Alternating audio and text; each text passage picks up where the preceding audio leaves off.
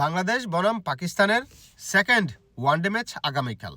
আমি চাই আগামীকাল তাদেরকে দেশের বাড়ি পাঠিয়ে দাও, পাঠিয়ে আম কাঁঠাল খাওয়ানোর একটা ব্যবস্থা করে দাও। কারণ পাকিস্তানের অলরেডি প্রথম ম্যাচ দেখার পরে মনে হয়েছে যে তাদের সংসারে মন নাই। দেওয়ানো হইয়া ফয়দা আছে? ফয়দা নাই।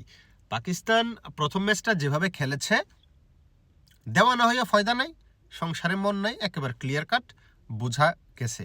এখন আমি বলবো, মোহাম্মদ আমির কোথায়? ভবিষ্যৎবাণী বাবা আমির, আসো একটু ভবিষ্যৎবাণী করো, আগামীকাল কি হতে পারে।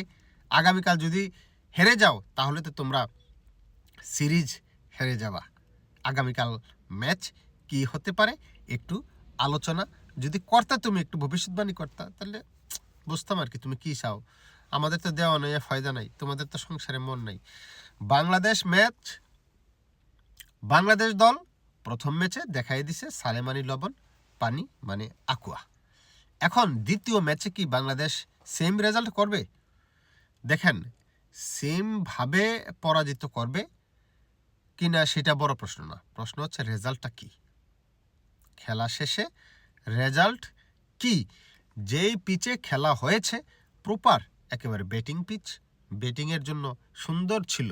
যারা মিরপুরকে এতদিন ধান ক্ষেত বলে আসছিলেন, এখন আসলে তাদের সুর বদলানোর দরকার। কারণ যে পিচে খেলা হচ্ছে এটা ব্যাটিং পিচ, একবার ট্রু উইকেট বলতে যেটা বোঝায় সেটাই। যারা এটা বুঝতে পারেন না তাহলে আপনাদেরকে আসলে বলবো যে খেলার ক্রিকেটেও জ্ঞান আপনাদের নাই, পিচ সম্পর্কে আপনাদের ধারণা নাই। কারণ বাংলাদেশ ম্যাচ যেভাবে খেলছে, ওই যে 15 ওভারে 115 যেভাবে মারছে, বলের কোনো মুভমেন্ট দেখছেন? এটা পিওর ট্রু উইকেট।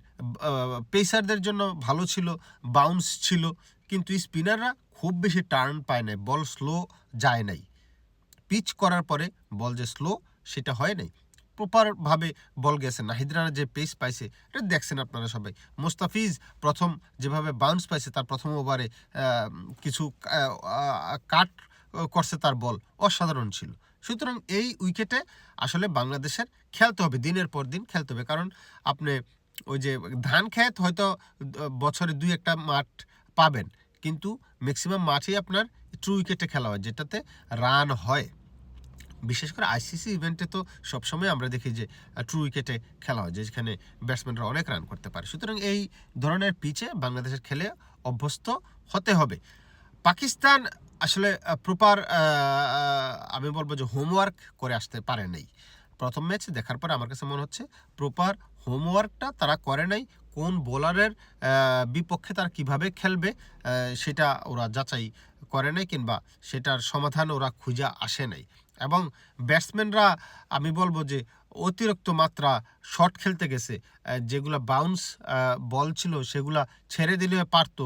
তাদের যে উইক পয়েন্টগুলা সেগুলো বাংলাদেশ দল অ্যানালাইসিস করে আগেই আসলে ফাইন্ড আউট করছে, সেই অনুযায়ী তাদেরকে আসলে বল করছে। আমার কাছে যেটা মনে হলো যে নাহিদ রানা বারবার 3/4 বল বাউন্স দিচ্ছে, ইনসুইং দিচ্ছে।